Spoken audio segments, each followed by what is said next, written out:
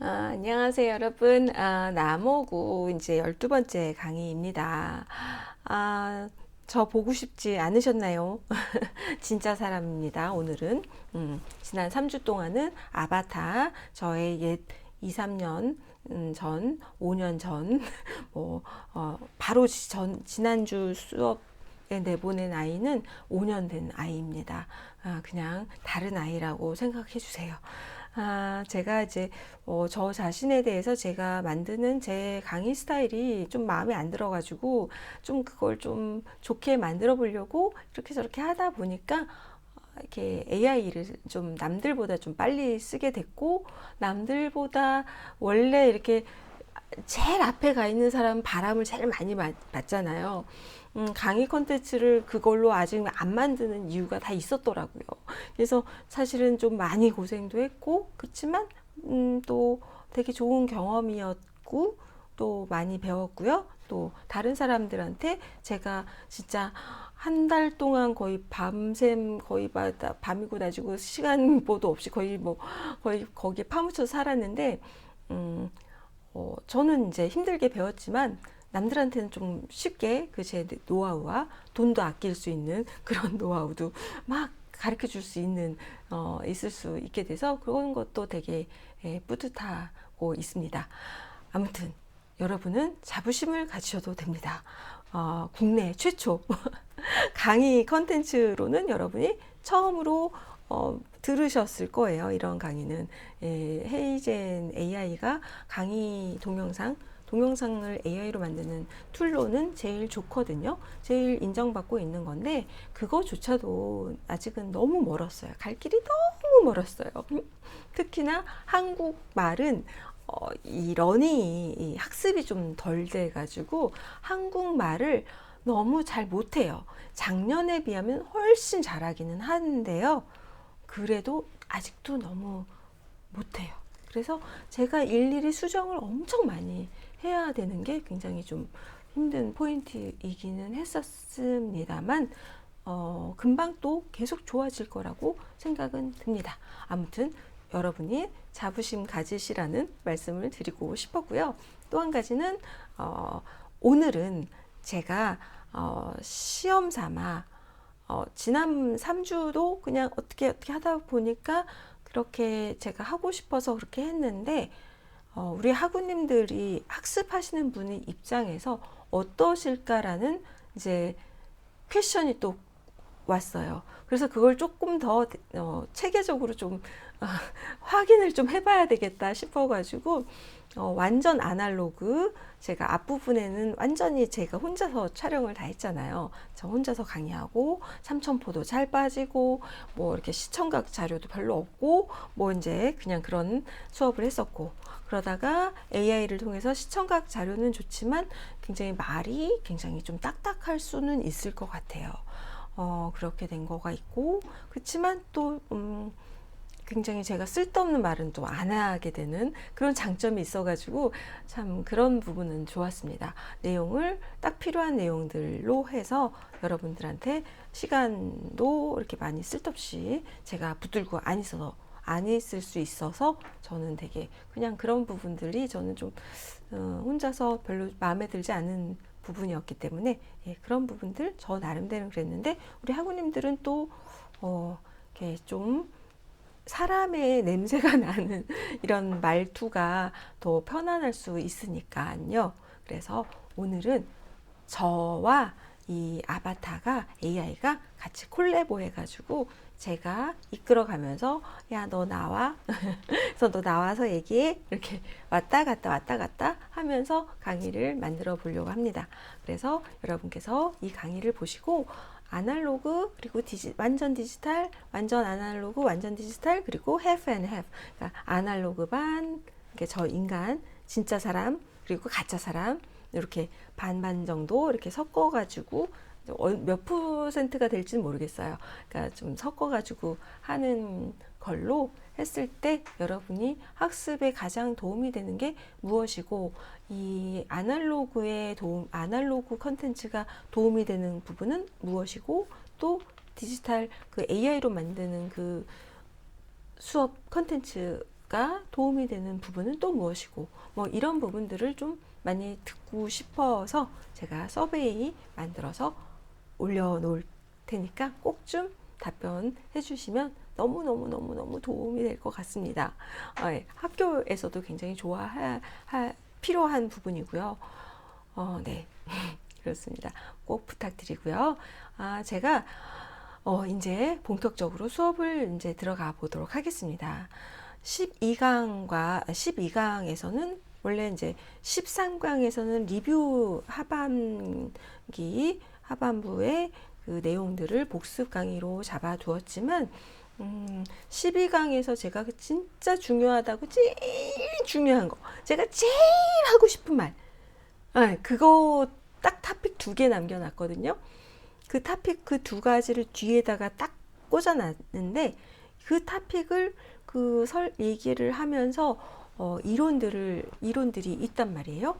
그 관련된 이론들을 넣다 보니까 조금 내용이 많아졌습니다. 그래서 아마도 이번 강의 안에서는 다 소화를 하기가 조금 어려울 것 같고요. 그래서 이번 강의와 13강의 한 일정 부분 좀 할애를 해서 연달아서 해야 할 것 같습니다. 여러분, 이 수업을 들으면서 왜 내가 이런 식당에 줄을 섰을까? 아니면 왜 내가 그 커피를 마셨지? 뭐 이런 등등 여러 가지, 내가 왜 그걸 돈 주고 샀지? 쓰지도 않을 건데, 이런 거. 맨 처음에 제가 수업 OT 때 그런 질문을 했었잖아요. 그런 질문을 지금 다시 하게 되는 것 같아요. 그런 이야기들을 이제 다 조금씩 계속 파헤쳐 온 셈이거든요. 그리고 또 그런 성향을 갖고 있는 인간의 모습을 잘 파악을 하시고, 그걸 바탕으로 마케팅에 가장 최선의 그 성과를 낼 수 있는, 최적의 성과를 낼 수 있는 그런 방법들, 전략 포인트들, 이런 것들도 말씀을 드렸습니다. 그렇다면 제가 오늘 어떤 이야기를 하고 싶을까요, 여러분? 여러분이 저라면 어떤 이야기를 하고 싶으실 것 같아요? 진짜 정말 궁금해요. 여러분이 왠지 막 말씀을 하실 것 같은데, 굉장히 궁금합니다. 네. 제가 하고 싶은 이야기는 사실 서바이벌 하기 위해서 가장 중요한 거. 첫 번째는 기업이 서바이벌 하기 위해서 가장 중요한 거. 기업이 크든 작든, 정말 조그만 사업, 조그만 매장을 운영을 하든, 큰 기업을 운영을 하든 상관이 없어요. 그냥 무조건 1순위여야 된다고 생각하는 부분이 있어요, 저는. 그게 뭐냐면 지속성이 가능해야 되잖아요. 그러면 누가 있어야 되냐면 고객이 있어야 됩니다. 어떤 고객이 있어야 되냐면 충성도 있는 고객, 단골 고객, 2번 이상, 3번 이상 와주는 고객이 있어야 된다는 거. 그 이야기를 좀 오늘 쭉 하려고 해요. 이번 주 12강.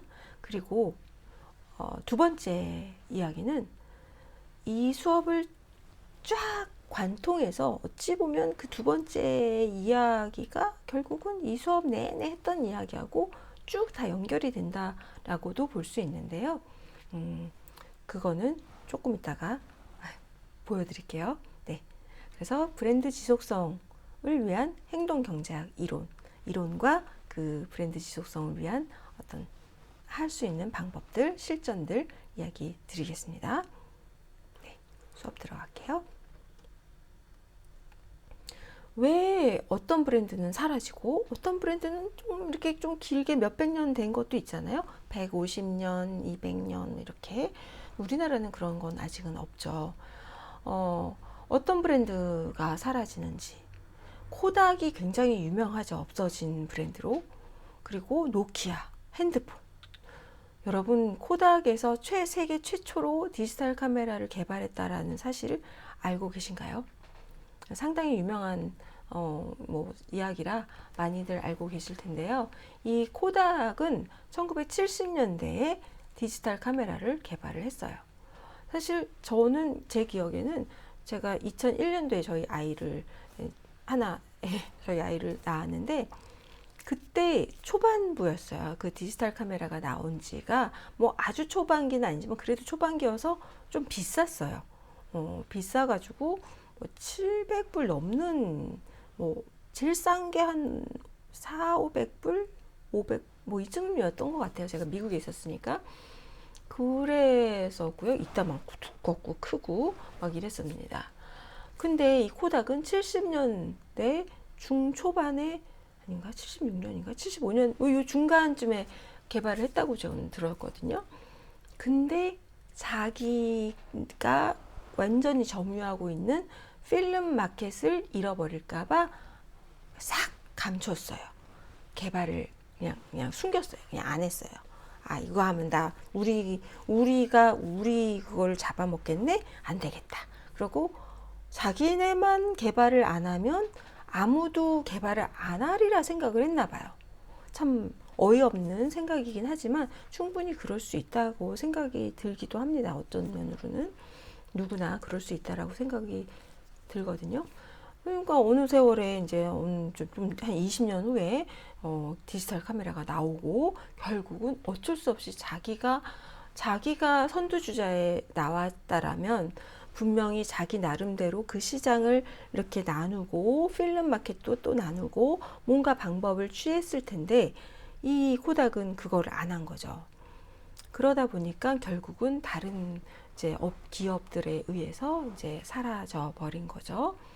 그리고 또 그 유명한 전화기, 핸드폰, 모바일 폰으로 엄청 그 세상에 전 세계 마켓을 다 휘감았던 미국에서는 정말 노키아가 정말 다 이렇게 마켓 점유율을 다 차지를 했었거든요.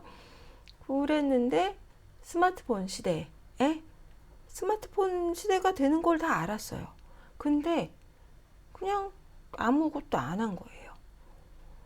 그러니까 교만했던 거죠. 큰 기업으로서 너무 그리고 덩치가 너무 커지면 민첩해지지 못하기 때문에 사실은 굉장히 불리합니다. 이게 빨리빨리 탁탁탁탁 그리고 너무 그 의사결정 하는 데 있어서 너무 많은 사람들이 개입이 되기 때문에 빨리빨리 이게 안 되는 그런 부분도 분명히 있었을 거라고 생각이 됩니다. 아무튼 교만해서라고 생각을 저는 하지만 네. 어떤 사람들은 단골을 유지하고 확보하고 하는 방법을 몰랐기 때문이다 라고 주장을 하는 부분도 있습니다. 네. 그래서 제가 하고 싶은 말씀은 단골 고객의 마음을 조그만 1년 매출 1,000만 원이든 1년 매출 몇 경이든 저 모르겠어요. 숫자가 높아지면 저는 개념이 없어지거든요. 몇 경이든 단골 고객이 없으면 안 돼요. 이게 계속 사는 고객이 없으면 망하겠죠. 코닥과 노키아처럼 그냥 싹 순간에 없어지는 거죠. 순간에. 그리고 그 순간에 후지가 지금 뭐 하고 있냐면요. 화장품도 하고 있고, 왜냐면 이 화학 제품 이런 거가 있어서 화장품 쪽도 하고 있고, 뭐가 또 있었는데 지금 생각이 좀 싹 날아갔어요. 네. 그런 식으로 뭔가 자기가 살 길을 탁탁탁탁 빠져나가야 되는데, 이렇게 너무 이렇게 크다 보니까 이렇게 몸집이 커서 그냥 이렇게 그냥 없어진 거 같다는 생각을 저는 하고 있습니다. 아무튼 그건 그거고, 여기서 제가 드리고 싶은 말씀은 시장 점유율 1등도 아니고요. 기술력 1등도 아니고요.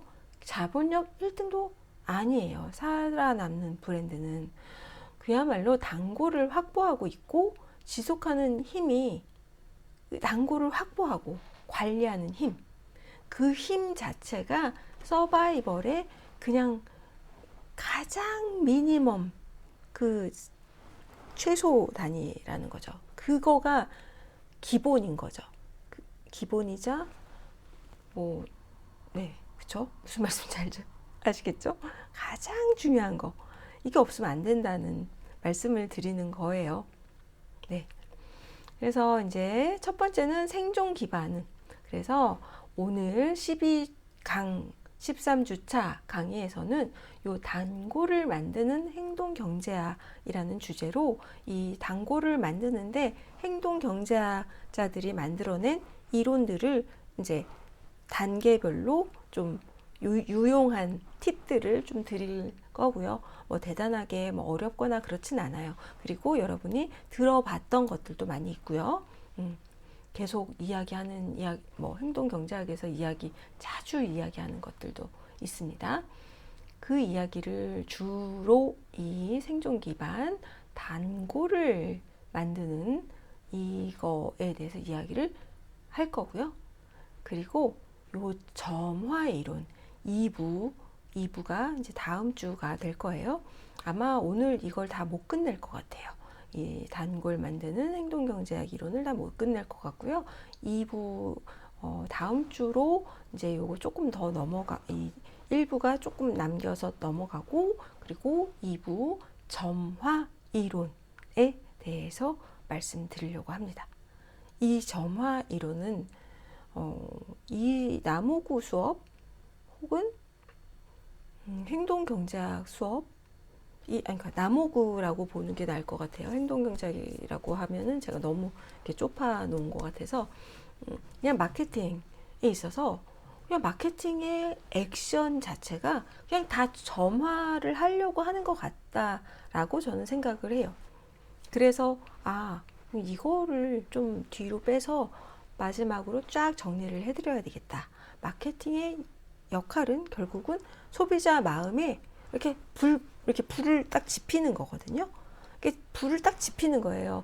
소비자는 아무 생각 없는데 탁 말을 해가지고 내가 이거 좀 필요한 것 같은데, 몰랐던 니즈, 몰랐던 필요를 느끼게 한다던가, 몰랐던 고통을 갑자기 알게 한다든가, 갑자기 막 희소성, 갑자기 손실 막 이런 걸 느끼게 한다든가, 탁 불로 건드리는 거죠. 불을 지피는 뜻이에요. 점화. 네. 그래서 저는 이 점화가 결국은 모든 마케팅 행동의 목적 같은, 목적이라기보다 굉장히 아주 다이렉트한 직접적인 그 역할이 아닌가, 그런 생각을 해 보아서 이렇게 두 개를 잡았습니다. 오늘도 다음 주도 기대하셔도 됩니다. 특히 다음 주는 제가 조금 하고 싶었던 이야기가 우리 자신에 대한 이야기들이거든요. 기업을 운영하고 마케터로서 잘 하려면 사실은 내 자신이 내 자신을 잘 관리하는 것부터가 시작이잖아요. 그리고 리더로서도 잘 조직원들 잘 관리해야 되고, 이런 거에 다 이 점화 이론을 적용을 해서 여러분들한테 굉장히 중요한 팁들을 드릴 수가 있습니다. 그래서 좀 내용들이 많아져가지고 빨리 시작하도록 하겠습니다. 기대하셔도 좋습니다. 네, 이제 1부의 생존의 기반, 고객을 참여자로 만드는 행동경제학 1부 12강에서는 주로 요 이야기를 할 예정입니다. 그리고 단골을 만든다는 것은 이 수동적 구경꾼을 능동적 참여자로 만드는 것과 같다 입니다. 뭐냐면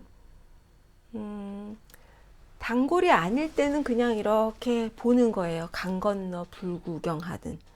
저 매장과 저 브랜드와 나는 아무 상관이 없어. 그냥 이렇게 딱 팔짱 끼고 그냥 있는 거예요. 저 매장에서 뭔 이벤트를 하든 뭔 난리를 치든 별로 이렇게 쟤네들 왜 저래? 이러면서 별로 이렇게 내 집단, 외 집단 있잖아요.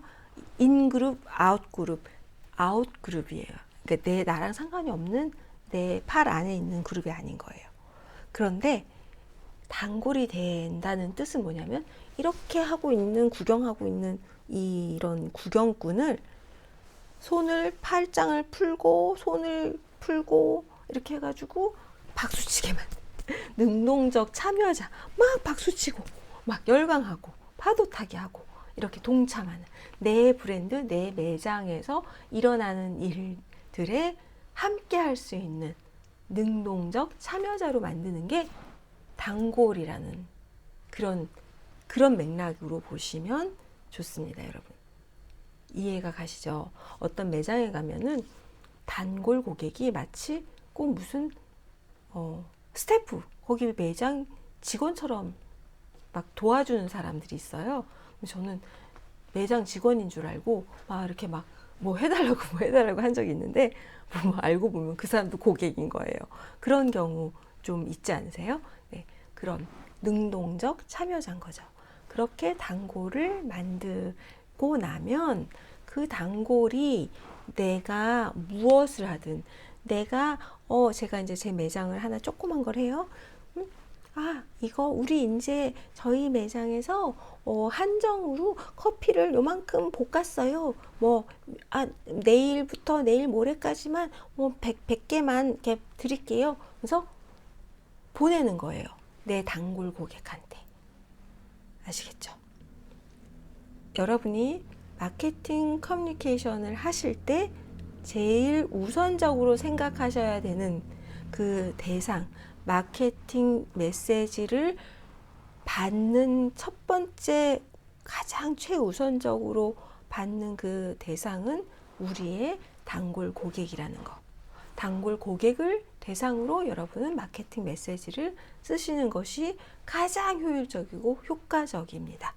여러분 아시겠죠? 그렇게 돼서 그들을 계속 관리를 하는 거예요. 그러면 최소한 그 100명이 내 단골 고객이면은 그 100명 중에 내가 뭐 한다? 그러면 한 5명은 답을 하고 5명은 반응을 할 거예요. 왜냐하면 단골 고객이라는 거는 분들은 나를 일단 좋아하는 사람들이에요. 일단 나를 인정하는 사람들이에요. 나의 기능성도 인정을 하고, 그리고 그냥 좋은 태도를 갖고 있는 거예요. 나의 상품과 나의 제품에 대해서. 그렇기 때문에 바빠서 못 보는 거지, 그냥 이렇게 보고 시간만 된다면 반응을 할 수 있는 사람들이에요. 그래서 단골이 5명, 10명, 20명, 30명 이렇게 늘어나는 거, 그런 거에 신경을 쓰시는 게 너무 중요하다는 거예요. 그게 내 생존의 기반이 된다는 거죠. 아시겠죠? 구경꾼 어디 한번 잘해봐 보는 거죠. 근데 참여자는 막 열광하면서 네, 이 느낌 아시죠? 구경꾼으로서 이렇게 보는 것과 참여자로서 인으로 들어가는, 인그룹으로 들어가서 하는 것과 마음도 굉장히 다르고, 구경만 하면 재미없어요. 해야 재밌습니다. 그쵸? 옛날 옛적에 벌써 2002년도 월드컵 때 거기 들어가서 같이 막 응원을 해야 재밌는 거지, 응원을 하는 사람들을 지나가면서 이렇게 보는 건 하나도 재미없어요. 네, 그런 거 얘기입니다. 그런 똑같은 맥락이에요. 1부 안에서 1장 첫 번째 파트입니다. 첫 번째 파트에서는 단골을 만드는 첫 번째 문턱, 굉장히 중요한, 여러분들의 일상생활에서도 굉장히 많이 사용하실 수 있는 팁입니다.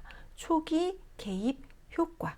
영업하시는 분들, 그리고 오프라인, 온라인도 이거를 그 맥락 안에서 적용을 하실 수 있습니다.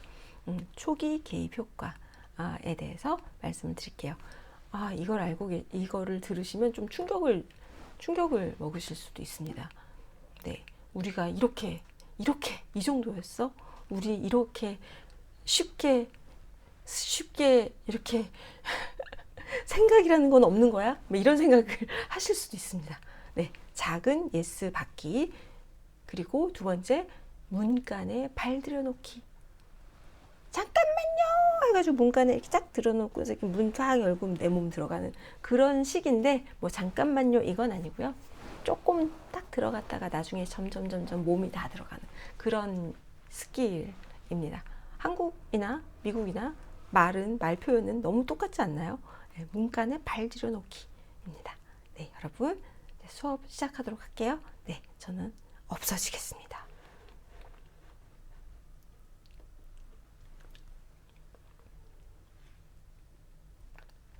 작은 예스 받기. 작은 예스 받기입니다. 이게 도대체 뭘까? 도대체 뭐 작은 예스 받는 게 무슨 의미가 있을까? 이런 생각을 하실 거라고 생각이 됩니다, 여러분. 이거는 제가 우리 제 아바타 불러올게요. 설명을 한번 들어보시기 바랍니다.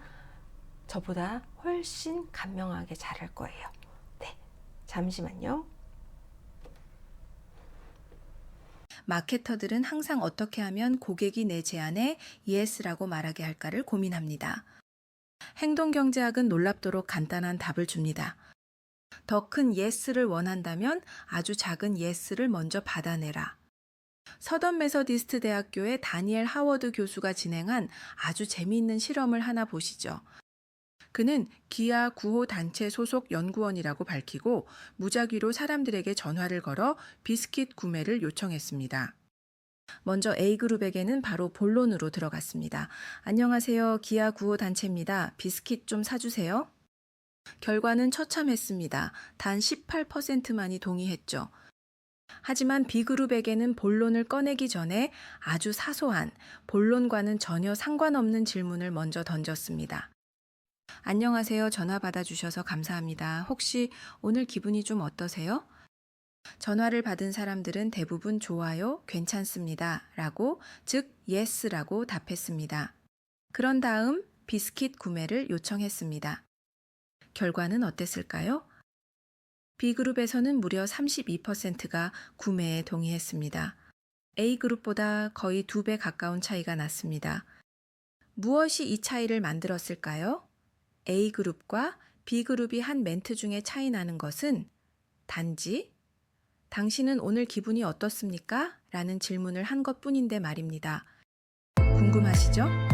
대체 무슨 일이 일어난 것인지 이제부터 알아보도록 하겠습니다.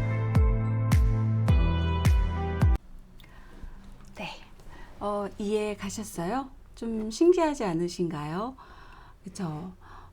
정말 yes 한번 한 것뿐인데 그 차이가 기분이 좋다, yes, 뭐 긍정의 표현, 작은 yes를 하나 한 것뿐인데 그 차이로 인해서 그 과자의 판매가 그렇게 2배의 차이나 됐다는 거 신기하시죠? 근데 이뿐만이 아니에요. 또 볼게요. 문간에 발 들여놓기 실험. 이거를 제가 영어 표현을 해놨나 안 해놨네요. 이 영어 표현이 있거든요. Put in the door 테크닉이라고 해요. 잠깐만요. 이게 발이라고 하잖아요. 이게 Put in the door 이렇게 테크닉, 아예 테크닉이에요. 테크닉이라고 써요. 이렇게 그러니까 기술. 그러니까 발 들여놓기, 문간에 발 들여놓기 실험. 그러니까 발 들여놓기 기술이라고 해요. 발 들여놓기 테크닉 방법 이렇게 얘기하는데, 여러분 우리 왜 이렇게 지하철이 막 떠날 때, 이건 너무 위험했다. 아니면 문이 이렇게 자꾸 위험한 생각만 나는데, 엘리베이터 문이 이렇게 엘리베이터 문이 이렇게 닫히잖아요. 그럴 때 발을 딱 집어넣어가지고 엘리베이터 문이 닫히지 않게 하는 경우 있잖아요. 뭐 약간 좀 그런 느낌? 문을 이렇게 다 클로징 합니다 하는데 여기다 발 딱 집어넣어가지고 잠깐만요 해가지고 문간에 발 들여놓기. 이거 뭐 우리나라에서도 저는 이 이게 연구 리서치를 한 거거든요. 1966년도 심리학자들, 이 교수님들이 이 프리드먼이라는 분과 스콧 프레이저라는 이 교수님들이 실험을 한 거예요. 이 제목이 문간에 발들여 놓기라고 제목이 붙었어요. 이분들이 이렇게 쓴 거죠. 그래서 이게 우리나라에서 느낌이 굉장히 비슷하죠. 이 말의 어감이. 근데 정말 똑같아요. 일단 발만 집어넣으면 그 다음에는 몸 들어가는 건 쉽다는 뜻이에요, 여러분. 저는 이 리서치를 알게 되고 너무 신기했어요. 우리 일단 발부터 집어넣고 잠깐 하고 몸 들어가잖아요. 이거 똑같은 이야기예요. 이야기를 드리면 이런 집이 이렇게 있는데 미국은 다 주택이잖아요.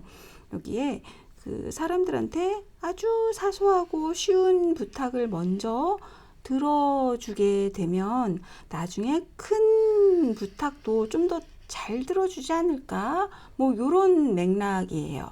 요런 맥락으로 이거를 실험을 해본 거예요, 이분들이. 그래서 어떤 실험을 했냐면 작은 스티커를 이렇게 표지판을 설치를 했는데 운전을 조심하게 해라, 드라이브 케어풀리라는 조금 운전을 조심하게 하세요, 뭐 이런, 캘리포니아거든요. 여기 네, 이게 운전 이거를 처음에는 조그만 스티커를 창문에다가 이렇게 붙여주시면 안 될까요? 뭐 이렇게 부탁을 한 거예요. 이렇게 부탁을 한 경우가 이렇게 한 그룹이 있고요. A 그룹이 있고, B 그룹은 제가 좀 솔직히 반대로 얘기를 했거든요. 그러니까 A 그룹은 그냥 일단 얘기할게요.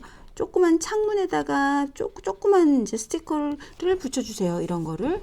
그리고 B 그룹은 아예 이따만게 이렇게 큰 거를 당신 여기 이게 뭐죠? 뜰에다가, 정원에다가, 마당에다가 이것 좀 세우면 안 될까요? 이렇게 부탁을 한 거예요. 이따만 거. 이거 좀 세우면 안 될까요? 그러니까 여기서는 어떻게 결과가 나왔냐면요. 볼게요. A그룹, 이제 제가 거꾸로 얘기했다고 그랬잖아요.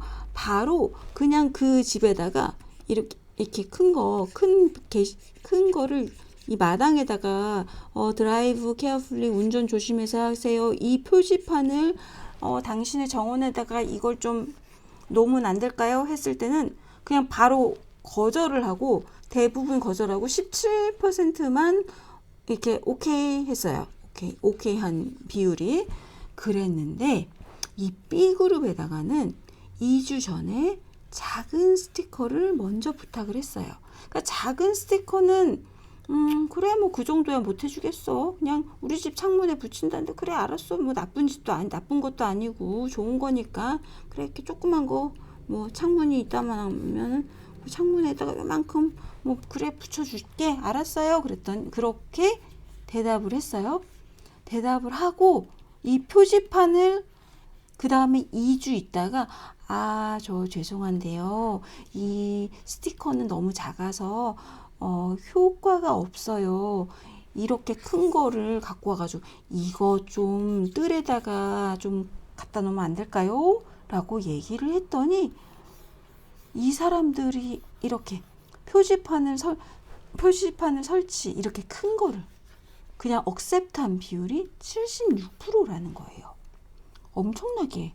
그러니까 요거를 한번 거치고 나면 76%, 그러니까 100 중 100, 그러니까 그 동네 사람들이, 예를 들면 이 B 그룹에 100명이에요.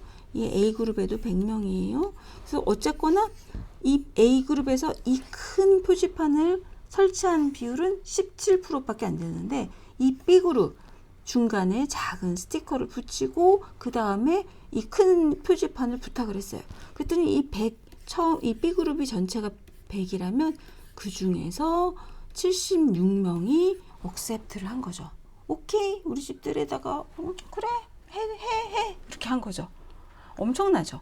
작은 스티커 하나를 중간에 한번 붙였던 그 과정이, 그 프로세스가 이렇게 이렇게 큰 똑같은 거를 집 앞에다가 자기 뜰에다가 붙이는 거, 올려두는 거를 그 승인하는 비율이 17%에서 76%로 4.5배나 높였다는 거죠. 왜 이런 일이 일어나냐면요.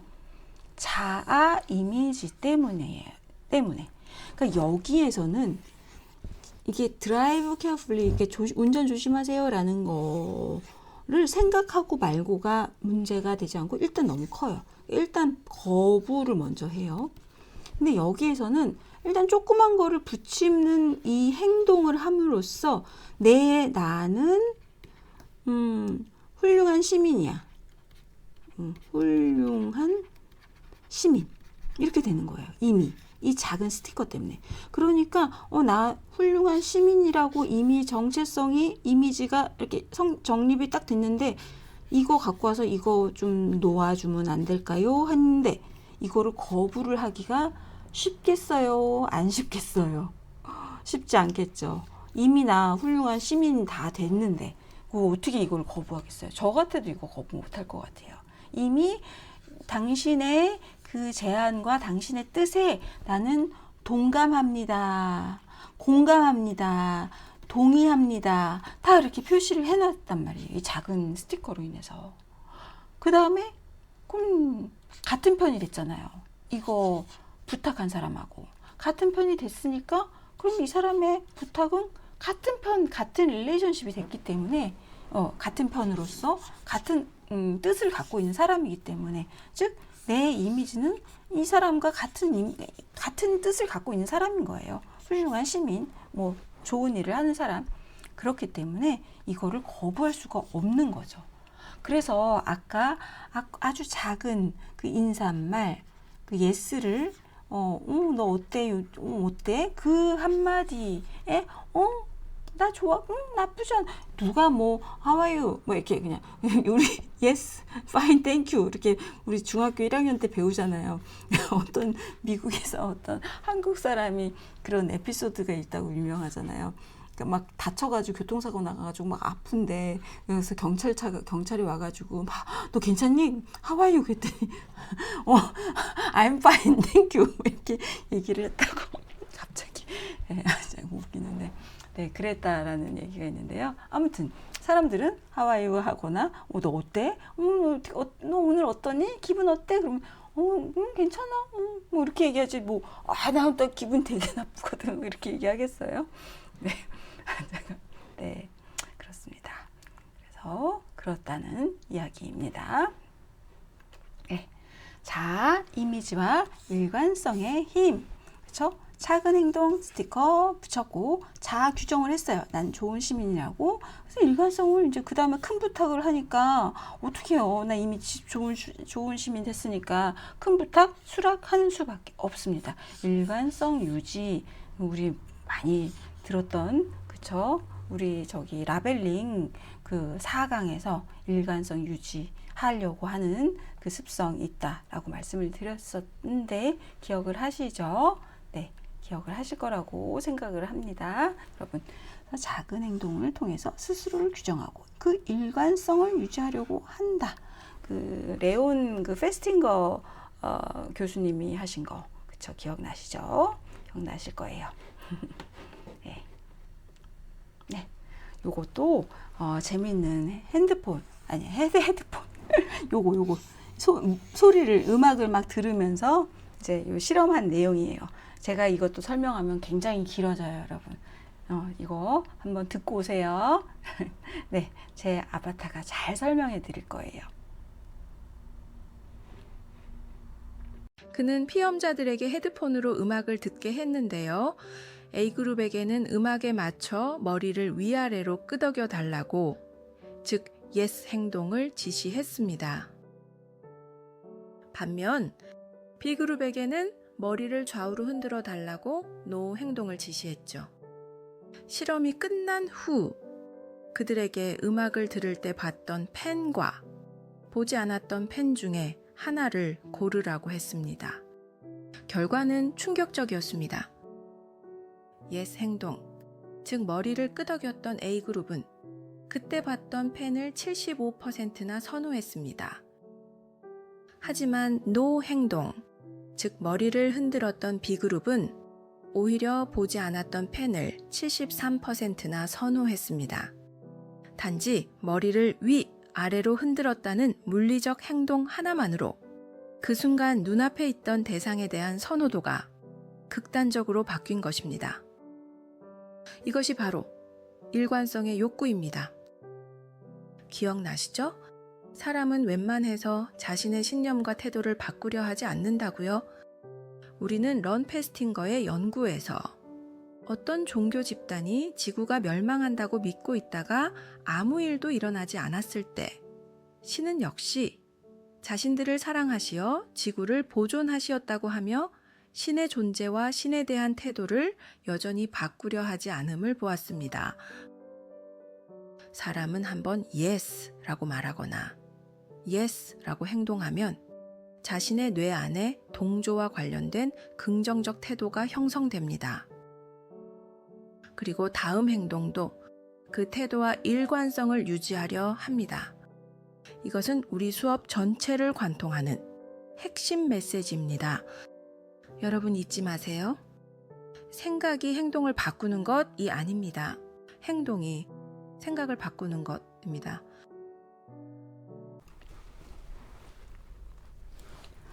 네, 여러분 어때요? 좀 무섭죠?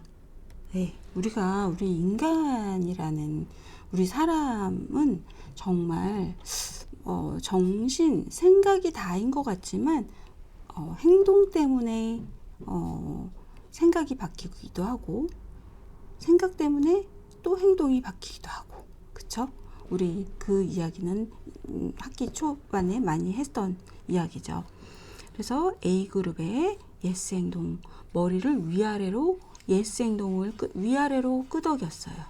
이거는 어느 나라나 다 똑같은 것 같아요. 제가 이제 여태까지 봤던 걸로는 저는 확신은 못해요. 못 본 건 못 본 거니까. 네, 이런 거에 대해서는 잘 모르니까. 근데 어느 나라나 고개를 끄덕끄덕하면 오케이라는 뜻이잖아요. 그쵸? 제가 그럴 때 펜을 본 거는 그 펜에 대해서 긍정적으로 몸이 행동을 그렇게 하니까 뇌가 그렇게 알아들은 거죠. 얘가 우리 주인이 저 펜 좋아하나 보다. 그렇게. 근데 얘는 B그룹은 노 행동, 좌우로 흔들 옆으로 고개를 절레 그랬더니 이 보던 거는 싫은 거예요. 이 뇌가. 우리 주인은 저 펜을 보면서 싫다네? 싫어 하네? 그러면 펜 2개 중에 펜이 이렇게 길게 있는데 얘는 보면서 우리 주인이 싫다고 했어. 그러면 나 이거 선택해야 되겠다. 그래서 이거를 선택하게 됐다는 이야기입니다. 그래서 여기서 이야기하고 있는 건 물리적 행동. 행동이 선호도를 바꿨다라는 거죠. 생각이 우선이 아니다라는 거죠. 네, 이거를 이제 또 그렇다면 우리는 이거를 우리 실전에서 좀 사용을 해야 되겠죠. 그러면 문간에 팔 들여놓기랑 또 이런 거 물리적으로 혹은 입에서 좋아요 이런 작은 예스 이런 거 했던 그런 것들을 어떻게 쓸 수 있느냐, 우리 현실에서 실전에서 어떻게 쓸 수 있느냐 했을 때 1단계로 맥락적 질문을 해서 작은 예스를 받아내라 라는 거죠. 작은 예스, 공감, 아니 그냥 아주 당연히 100% 공감할 수 있을 만한 질문만 해야 되는 거죠. 밖에 비가 오는데 괜찮으셨어요? 괜찮아요 라고 하죠. 나 안 괜찮았어요 이렇게 얘기하는 사람 없죠. 그쵸? 그런 사람은 그냥 패스. 그런 사람은 단골 고객 안 해도 하면 더 힘들 것 같아요. 그런 사람, 그죠? 그래서 첫 예스를 받아내라는 거죠. 그래서 전략적으로 첫 예스를 받아내라는 거예요. 여러분, 첫 예스, 작은 예스가 얼마나 큰 위력을 가지고 있다라는 거를 여러분 오늘 아셨잖아요. 우리 인간이 얼마나 희한하게 돌아가고 있는지, 우리 생각과 선택과 판단 이런 것들이 그냥 단지 그냥 이성적으로만 혹은 아니 감정 뭐 이거가 중요하다고 그렇다는데 이것뿐만이 아니라 그냥 무의식 안에서 그냥 우리 뇌가 우리가 의식 그러니까 인식하기 하는 거 안 되는 인식이 안 되는 상태에서도 그냥 막 이런 일들이 막 일어난다는 거죠. 그게 너무 무섭다는 말씀을 드리는 거예요. 그만큼 무섭다라는 거는 무서워서 떨라는 게 아니고요. 그만큼 엄청난 위력이 있다라는 말씀을 드리는 거예요. 이런 위력이 있으니까 이런 이야기들 작은 예스, 첫 예스를 받아내려고 하는 노력을 그냥 게을리하지 마세요라고 말씀을 드리고 싶습니다. 이런 거 오늘 날씨 너무 덥죠? 이런 거 그냥 네 하는 거 그냥 네 그렇게 대답할 만한 것들 혹은 온라인에서는 이거 맥락이에요. 온라인 매장에서는 우리 매장에 온 우리 온라인 스토어에 온 고객이 이유가 빤하겠죠. 뻔할 거예요. 뻔한 이유, 뭔가 고통 이유, 뭔가 고통. 그쵸? 제가 고통 해결사가 되시라고 말씀드렸잖아요. 예, 뭔가 고통을 해결하려고 왔을 거예요. 가장 고민되는 부분이 다 공감하고 있는 부분은 당연히 알고 있어야 되겠죠?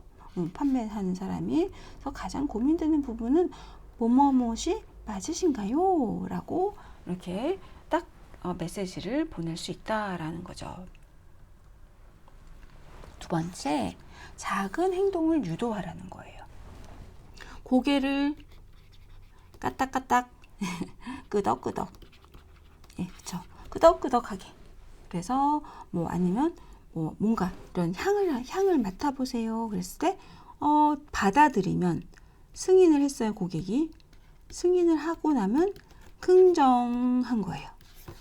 행동이 뇌가 이 승인, 향을 맡는 행동을 하면 이 나의 뇌는 우리 주인이 여기 그냥 좋아하나 보다. 긍정적이네. 라고 해서 이미 태도가 긍정적으로 바뀐다는 거거든요. 그 옷가게에서는 그냥 뭔가라도 행동을 하게끔 하라는 거예요. 작은 행동.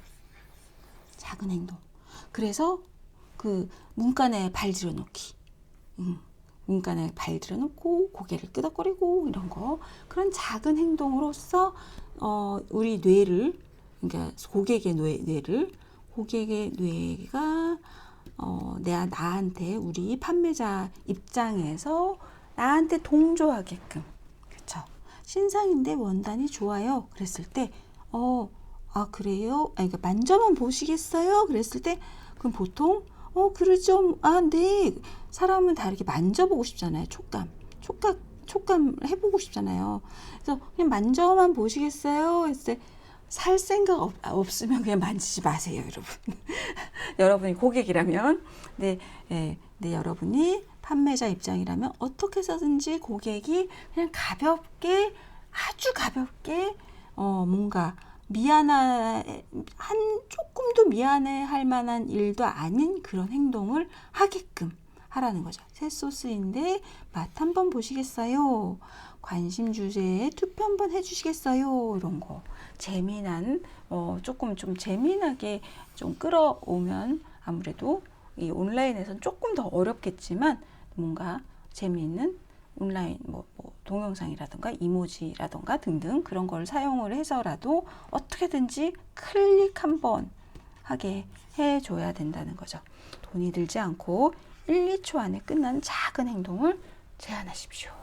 라는 겁니다. 여러분 무슨 말씀인지 이해 가셨죠?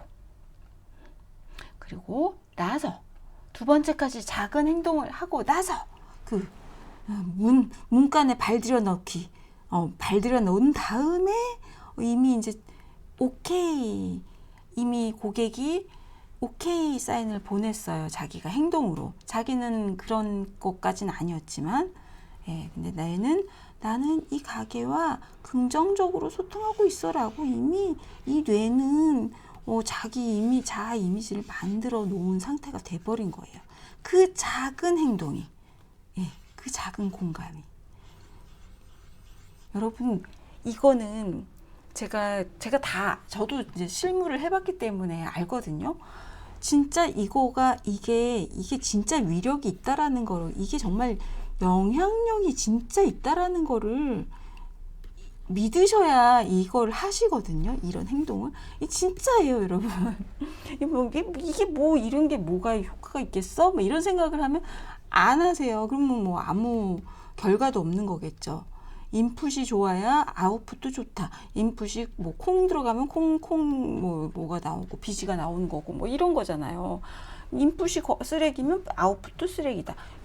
근데 뭔가 해야 되잖아요. 뭔가 정말 매장에서 뭐 고객이 없어요라고 그냥 가만히 계시는 우리 매니저님들을 뵈면 참 저는 진짜 참 답답했었습니다. 옛날에는 정말 제가 그런 걸 너무 참 뼈저리게 느껴봤기 때문에 할 수 있는 게 많다는 거를, 이런 거 하면 된다는 거를 진짜 알려드리고 싶어서 제가 이렇게 말이 많아요. 제가 네. 그래서 카페에서는 향이 마음에 드시면 이 원두로 500원 할인해 드릴까요?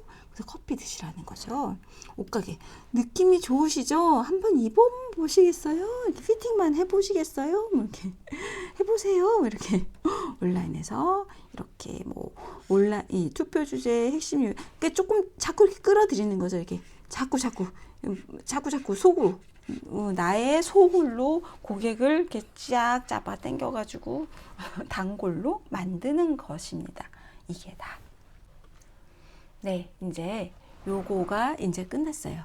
단골 만드는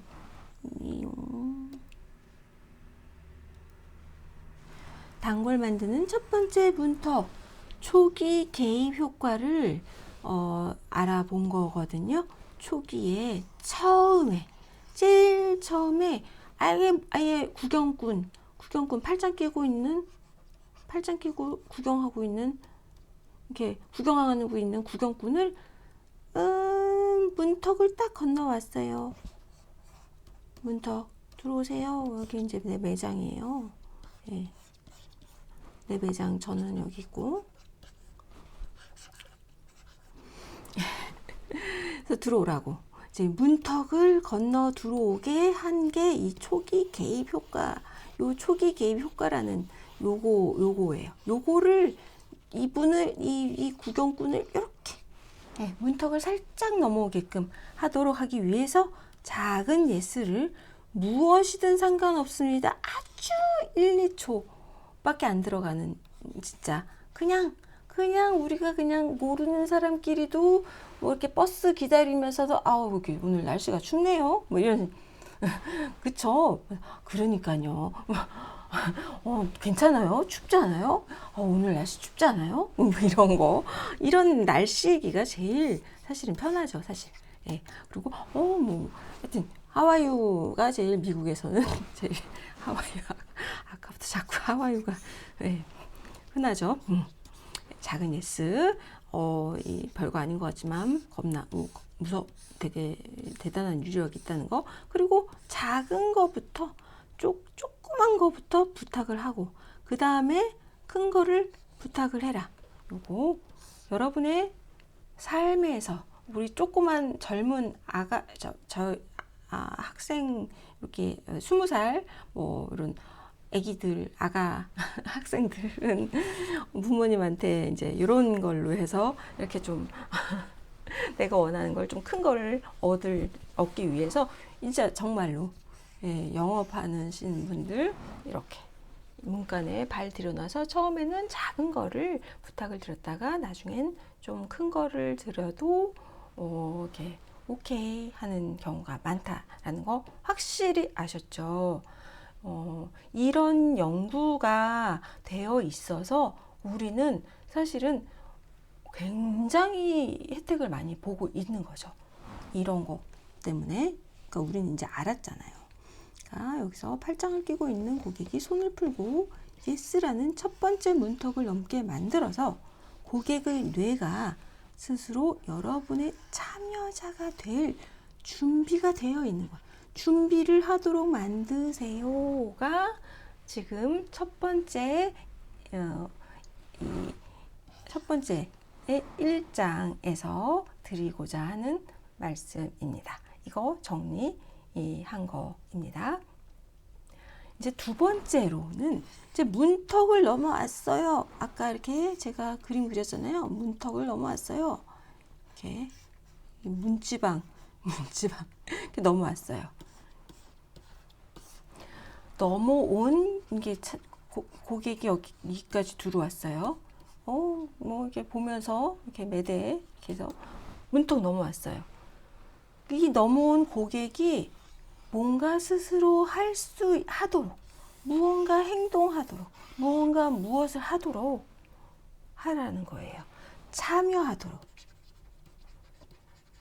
생각나도록. 이 참여는 요거예요. 생각나도록 요거예요. 요 두 가지가 우리 회사 입장에서는 너무나 중요한 거죠. 이 두 가지를 고객한테 이 두 가지 효과를 얻을 수 있다면, 고객한테 이 두 가지의 어떤 두 가지 요 이케아 효과를 하게 하고, 요 이용 가능성 휴리스틱 머릿속에서 빨리빨리 막 생각나요. 우리 매장이 막 자꾸 생각나. 그렇게 만들 수만 있다면 우리는 진짜 그냥 끝난 거예요. 게임 끝. 이렇게. 그래서 요 이제 2장에서는 요 이야기를 할 거예요. 이케아 효과와 이용 가능성 휴리스틱에 대해서. 요 이용 가능성 휴리스틱은 지난주에도 이야기를 했던 거죠. 오늘은 조금 다른 또 이야기를 해볼 거예요. 조금 더 깊게. 지난주에는 우리의 뇌에는, 우리 코끼리는 좋아해요. 이런 거를. 코끼리는 지멋대로 해요. 생각도 안 해요. 지는 지멋대로 해요. 뭐 이런 거 얘기를 하면서 설명을 해드렸잖아요. 오늘은 좀 더 깊이 있게 이용 가능성에 대해서 이야기를 해볼게요. 네.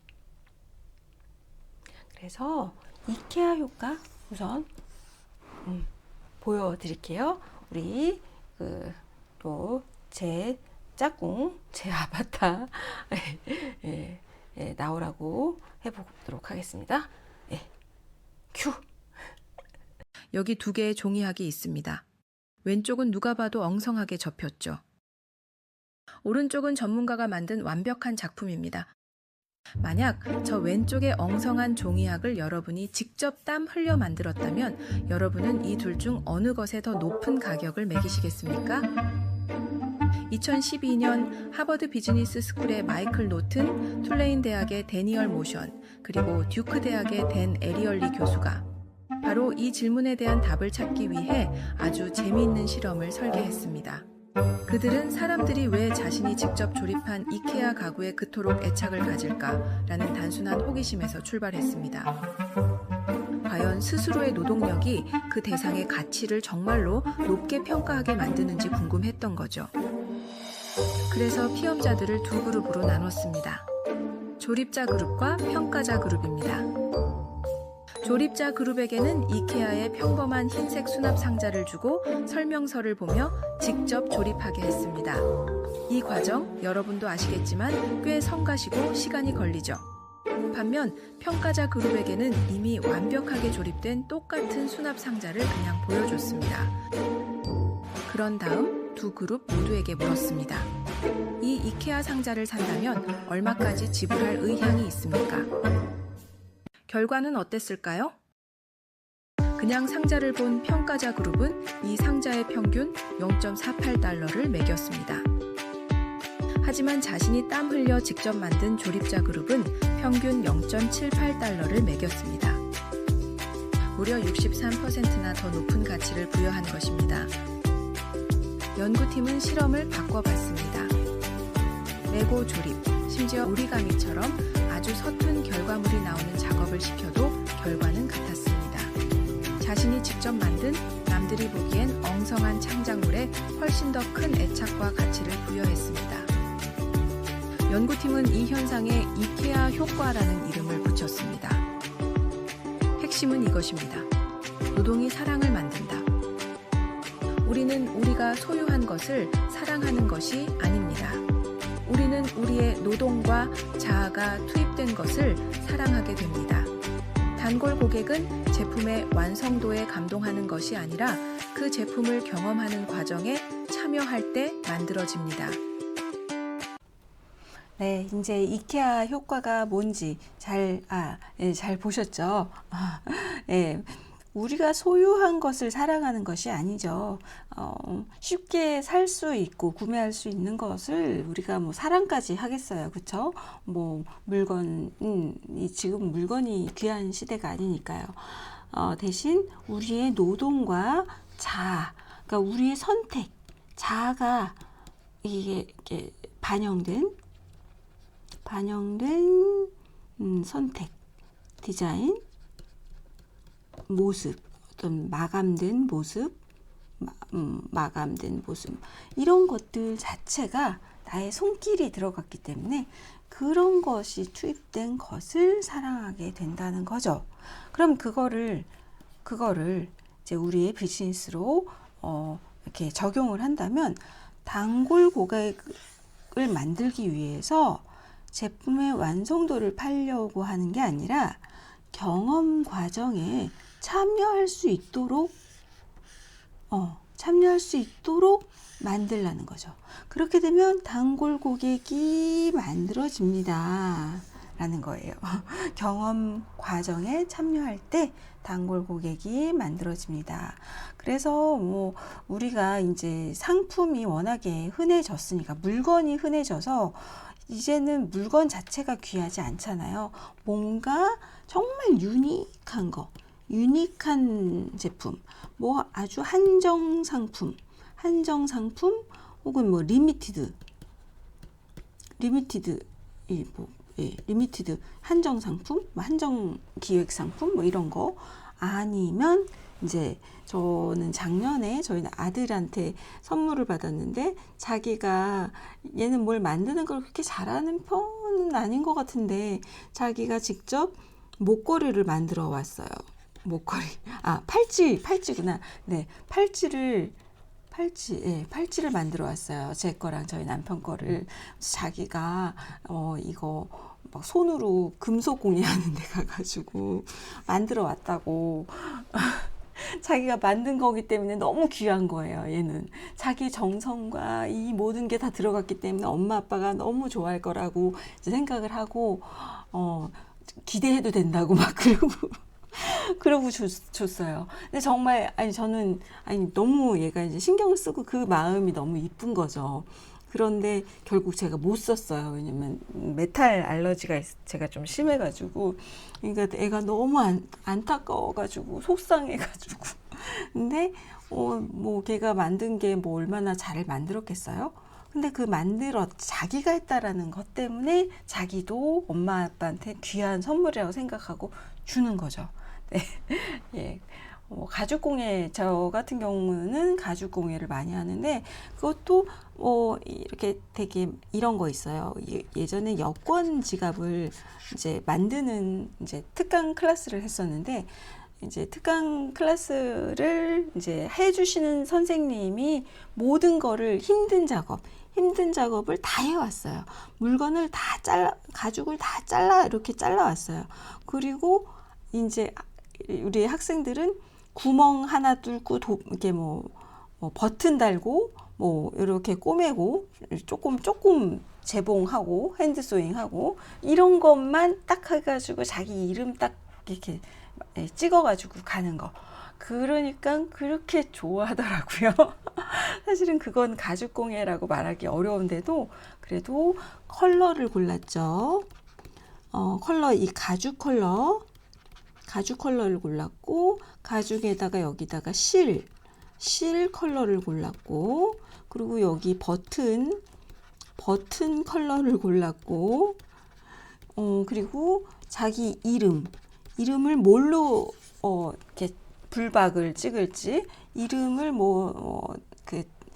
자기 성만 찍을지, 뭐 이니셜만 할지, 뭐 이런 거, 이거를 어디다가 이름을 찍을지, 이런 게 벌써 선택이 꽤 많아지거든요.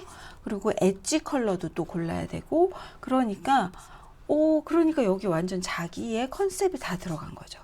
그러니까 아낄 수밖에 없죠. 예뻐서나 뭐 이렇게 막 그런 게 아니라 그런 개념이라는 거 다 아실 거라고 생각됩니다. 네. 그리고 이제 또 재밌는 이야기를 또 재미있기도 하지만 굉장히 여러분이 잊지 마셔야 되는 진짜 중요한 이야기를 해보도록 하겠습니다. 이케아 효과라는 거는 조금 아까 했던 그 이케아 효과는 물리적 나의 육체적 노동이 들어갔죠. 물리적 노동이 들어갔죠. 그래서 이 물리적 노동이 들어간 거는 어때요? 애착이, 사랑, 러브가 들어갔죠. 되게 가치가 올라갔어요. 이 물리적 노동이 들어간 거는 이케아 효과. 그런데 지금 여기 BMW 장점 실험에서는 무엇을 보여주냐면요. 그러면 여기 육체적 노동을 이렇게 참여를 했어요. 자기가 썼어요. 그러니까 애착이 올라갔는데, 그러면 정신적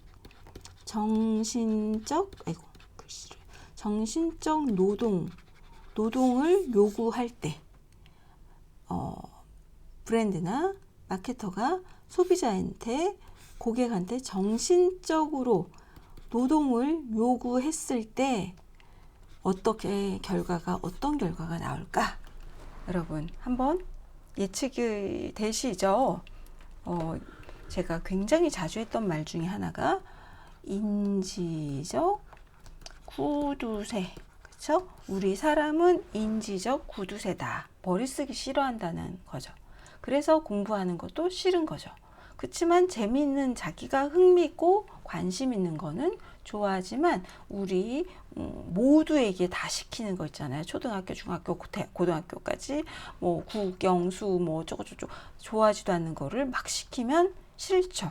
인지적 구두쇠이기 때문인 거죠. 이런 거 관련된 이야기예요. BMW 장점 실험. 여기 여러분 마케터들이 자기의 마케터뿐만 아니라요, 많은 경우 장점을 리스팅하는 사람들이 굉장히 많습니다. 창업자 뭐든 간에 자기 제품의 장점을 이것도 좋고요, 막 한 10줄 넘게 넘어가서 막 자기의 그 제품의 장점을 엄청나게 하는, 그렇게 쫙 리스팅을 하는 경우 많이 있죠. 7, 8개 쓰는 사람도 있고 6개 쓰는 사람도 있지만, 진짜 장점은 많으면 많을수록 좋은 줄 알고, 우리 제품의 장점은 100가지입니다. 우리 제품의 장점은 50가지입니다. 이런 식으로 얘기하는 거는 100% 실패합니다. 여러분, 이거를 보여주는 실험이에요. 이걸 보여주는 연구입니다. 이 A그룹한테는 A그룹 고객, 그냥 참여자예요. 이 실험 연구에 참여한 참여자예요. 우리 그냥 보통 사람들에게 물어봤어요. BMW 차량의 장점을 한 가지만 대세요. 딱 한 가지만 대셔야 돼요. 많이 대시면 안 됩니다. 인 거죠. 딱 한 가지만 대세요. 그러니까 디자인이 멋져요. 제품이 기능성이, 성능이 빨라요. 소리가 멋있어요. 등등등 여러 가지를 그냥 다양한 사람들이 다양한 여러 가지 장점을 얘기를 했어요. 왜냐면 한 가지만 말을 하라니까 여러 가지 중에 한 개 그냥 딱 생각나는 거 아무거나 얘기했어요. 그렇게 하고 평가를 했어요. 그러면 BMW 차량에 대해서 어느 정도 좋다고 생각하십니까? 7점 만점 1점 뭐 최저점 7점이 만점이에요. 그랬더니 5.8점을 줬어요. 평균. 그리고 B그룹에다가는 장점을 한 개가 아닌 10가지를 물어봤어요. BMW의 장점 10가지를 말해보세요. 라고 했어요. 처음에는 B그룹도 B그룹 에 있는 사람들도 잘 이야기를 해요. 디자인 좋고요. 성능도 좋고요. 브랜드 인지도도 좋고요. 뭐 이미지도 좀 젊고 세련됐고요. 뭐 등등. 이렇게. 근데 한 3, 4개 뭐 많으면 4, 5개 정도 지나면서 사람들의 표정이 이렇게 조금 바뀌어요. 또 뭐가 있지? 라고 연비도 별론데 10개까지 채워야 되나요? 라고 또 좀 질문도 했다가 그래서 머릿속이 살짝 막히기 시작합니다. 그래서 겨우겨우 10개를 그냥 억지로 채우기도 하고 뭐 아예 10개를 다 못 채우는 사람들도 나오는 거죠. 그리고 이제 똑같이 품질에 대해서 평가해 주세요. 그래서 그렇게 물어봐요.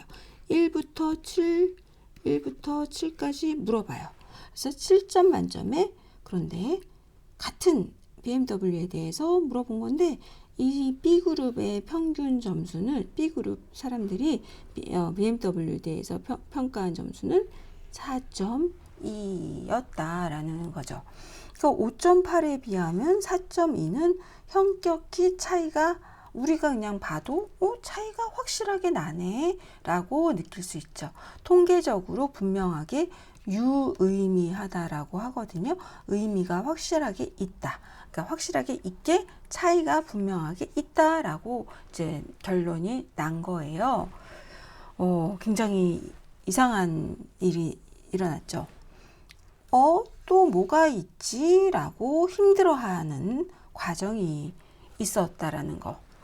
여기는 힘들어하는 과정이 있을 수가 없었겠죠. 장점 뭐 2, 3개는 뭐 누구나 쉽게 그냥 하나만 되세요. 하니까 그냥 쉽게 뿍뿍 나올 수 있는 답을 얘기를 할 수 있었던 거고 여기는 얘기하다가 생각이 안 나요. 그래서 고통스러워요.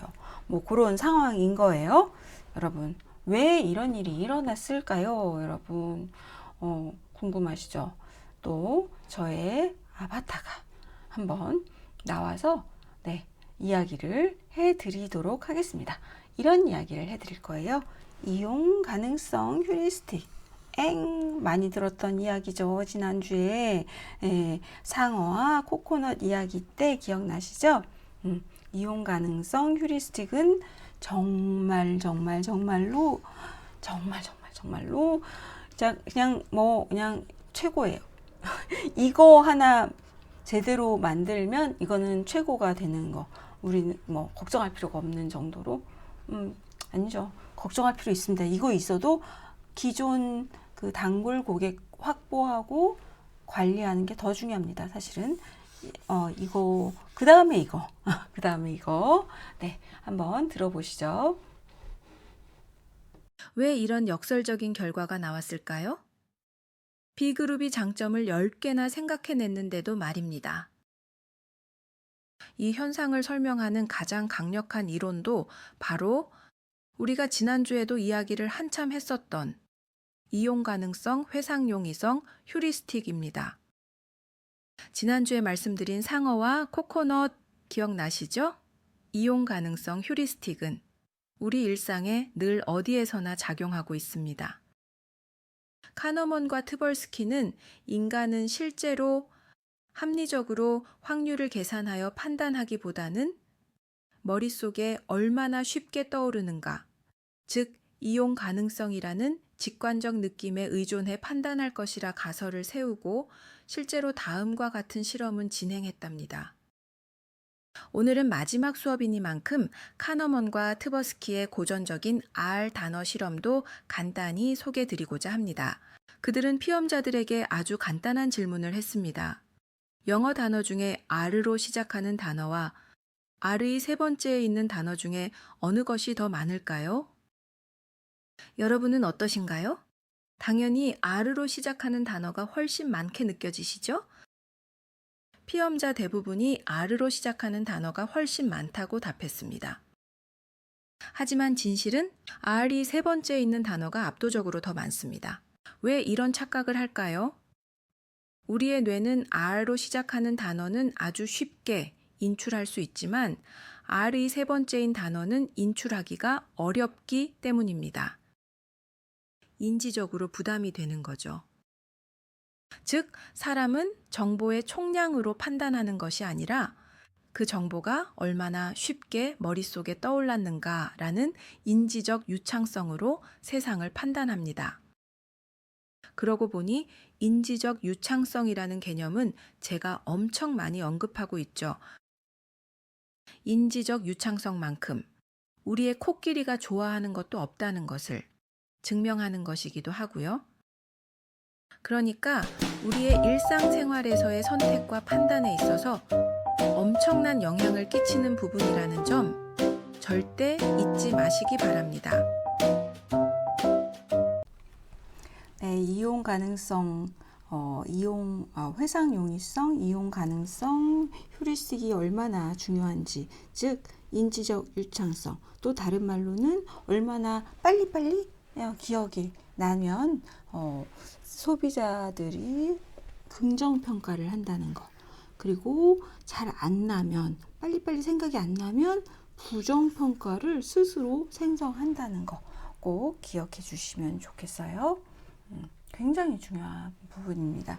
그래서 장점 100가지가 실패하는 이유, 장점 100가지가 실패하는 이유 보면은 소비자는 이렇게 생각한다는 거예요. 장점이 그렇게 많다고 내가 떠올릴 수 있는 거는 몇 개인가 생각을 하는 거죠. 별로 생각이 안 나는데 이거 과장 같은데 생각보다 별로인 거 아닌가? 라고 생각을 하게 되는 거죠. 그리고 소비자를 인지적으로 결국은 피곤하게 만드는 일인 거죠. 아무것도 생각이 안 난다 라고 생각하시면 돼요. 네. 그리고 그래서 효과적인 메시지 전략은 우리 제품 장점 50가지 압도적인 스펙 나열하는 거는 안 되고요. 대신에 우리 제품이 사랑받는 단 3가지의 이유 짠짠짠 이렇게, 혹은 우리 고객이 경험으로 느낄 수 있는 핵심 포인트를 구체적으로 설명을 해주면 좋죠. 좀 더 감각적으로 설명을, 이렇게 눈에 보이고 촉감으로 느낄 수 있고 막 이렇게 그 향기가 나는 것 같고 그런 진짜 사실적으로 느낄 수 있게 표현을 해주면 좋고요. 혹은 그 포인트를 잘 찝어내면 좋겠죠. 그리고 그래서 소비자가 스스로 장점을 잘 떠올리도록 하면 그 순간 긍정적 지식을 자기 스스로 생성을 하는 거죠. 그래서 평가를 높게 하게 되는 겁니다.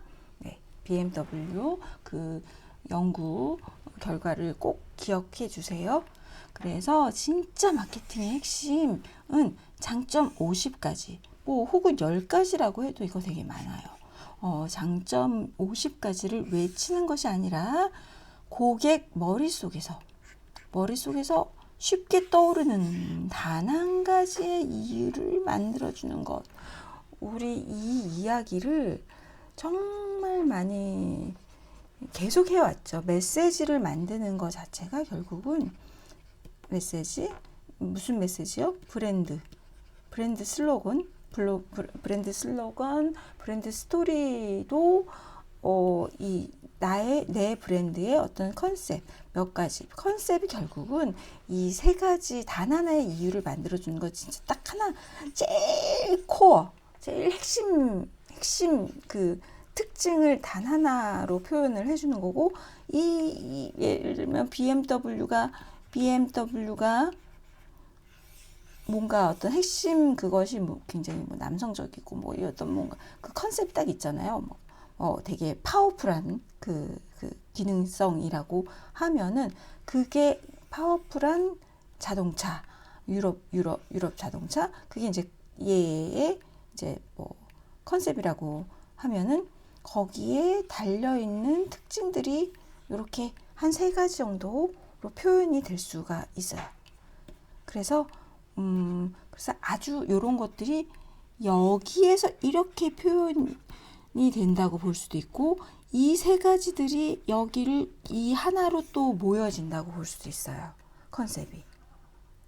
요거는 또 이제 브랜딩에서 이제 이야기해야 되는 건데, 브랜드 스토리나 브랜드 슬로건 이런 이야기 할 때도 브랜드 슬로건이 결국 단 하나의 이유를 만들어 주는 거잖아요.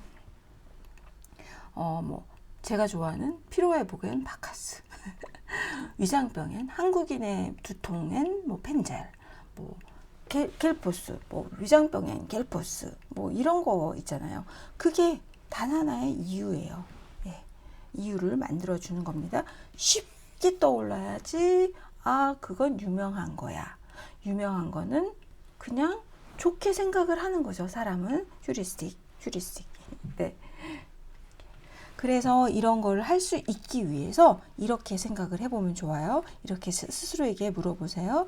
나는 지금 우리 제품의 장점을 많이 말하고 싶은 건지, 말하려고 하고 있는 건지, 이건 진짜 내가 하고 싶은 거잖아요. 자랑하고 싶어서.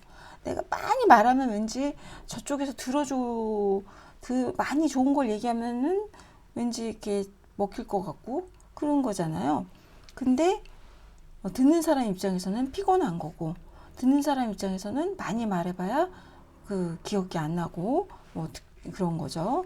근데 그렇게 하지 말고 소비자가 우리 제품의 장점을 쉽게 떠올리게 만들기 위해서는 내가 어떻게 해야 될까?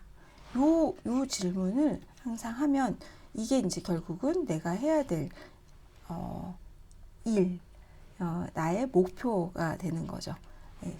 소비자가 우리 제품의 장점을 쉽게 떠올리게 하기 위해서 내가 어떻게 해야 될까? 메시지를 어떻게 만들어야 될까? 브랜드 스토리는 어떻게 만들어야 될까? 홍보는 어떻게 해야 될까? 뭐 쇼츠, 릴스 뭐 등등 뭐 되게 많죠. 네. 그런 거는 어떻게 해야 할까? 뭐 하기 위해서? 소비자가 우리 장점을 쉽게 떠올리게 하기 위해서. 네. 아이고, 고생 많으셨습니다.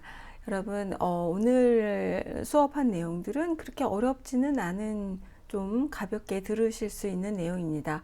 또 딱 복잡하게 막 나열되어 있는 것도 아니고, 나름 초기 개입하는 그 초기 개입 효과라는 거 2가지, 작은 예스 받기, 그리고 문간에 팔 들여놓기, 요거 되게 참 충격적인 이야기긴 하죠. 우리가 행동을 하고 행동에 의해서 생각이 결정되는 거, 네, 알고 계시기 바랍니다.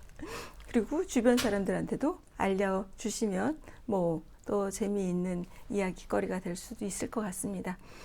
그리고 2번째, 문턱을 넘어온 고객이 이제 무언가 조금 참여할 수 있게 육체적으로 참여하고 노동하고, 그래서 무언가 자기가 뭔가 만들어내는 그런 느낌을 주고, 경험하는 그런 느낌을 주고, 또 그것 때문에 그걸 좋아하게끔 하게 해주고, 그리고 막 쉽게 빨리빨리 기억할 수 있게 해줌으로써 긍정적인 평가를 할 수 있도록 네, 해서 그럴 때는 이용 가능성 휴리스틱을 발동되게끔 하는 그 기저를, 그 시스템을 잘 생각을 하셔서 하나의 딱 그 브랜드 슬로건 메시지를 잘 작성을 하시는 게 중요하겠습니다. 이제 다음, 조금 아까 지금 정리를 해드릴 때 말씀드린 것처럼 다음 주에 나머지 이 단골 고객을 만들고 또 유지하고, 그리고 이제 점화 이론으로 넘어가서 내 자신도 관리를 하고 내 조직도 관리하는 그런, 물론 당연히 이제 비즈니스 마케팅적인 관점도 설명을 드릴 거고요. 그래서 점화 이론에서는 마케팅적인 관점, 그리고 조직의 리더의 관점, 그리고 내 자신의 관리자로서의 관점, 나를 컨트롤할 수 있기 위해서 어떻게 하면 좋은지 약간 그런 스킬 같은 거 다 이제 연구 교수님들이 잘 검증해 놓은 그런 내용들이에요. 그냥 누군가의 그냥 추측, 예측, 그냥 주장 이런 게 아니고, 경험도 아니고, 실제로 리서치를 해서 밝혀진 그런 우리 인간의 메커니즘이니까 다음 주에도 기대하셔도 좋습니다. 네, 수고 많으셨습니다.